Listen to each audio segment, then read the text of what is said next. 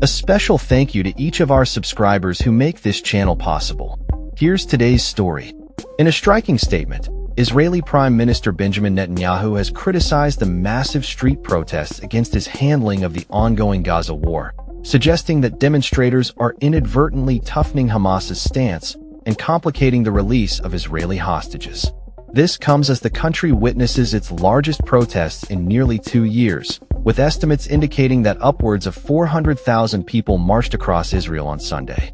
Netanyahu asserted that calls for an end to the war without defeating Hamas only serve to distance the release of hostages and perpetuate the cycle of violence that has plagued the region since the outbreak of hostilities on October 7, 2023.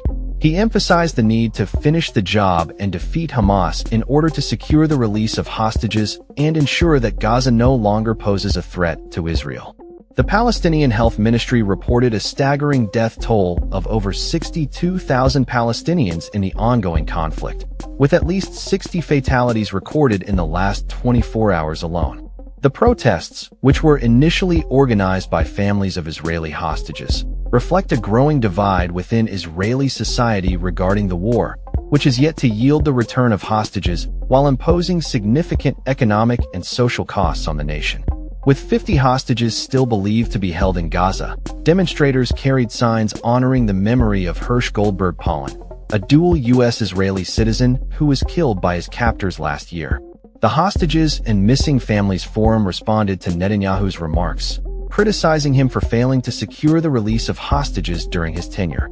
Opposition leader Yair Golan fiercely criticized Netanyahu, accusing him of enabling Hamas and prioritizing his political survival over the safety of hostages.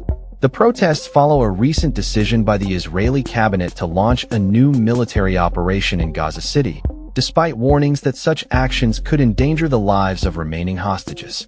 Amid these developments, Netanyahu appeared to receive support from U.S. President Donald Trump, who stated that the return of the remaining hostages would only occur once Hamas is confronted. As tensions mount, thousands of Palestinians are fleeing their homes in eastern Gaza City, seeking refuge from the relentless Israeli bombardment.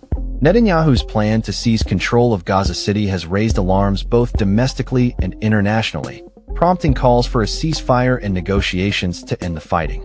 The military has cautioned that expanding the offensive could escalate the situation and jeopardize the lives of hostages still believed to be alive.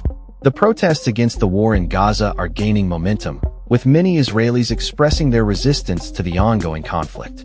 Alonli Green, co-director of Standing Together, has pointed out that the growing number of protests indicates a significant shift in public sentiment, yet it remains uncertain whether these demonstrations will lead to a swift resolution of the conflict. As Netanyahu clings to power, the future of hostages and the ongoing war hangs in the balance, with calls for an end to violence echoing across the nation. That's all for this story. We upload videos every day covering many different subjects, so hit that subscribe button to stay informed. Thanks for watching.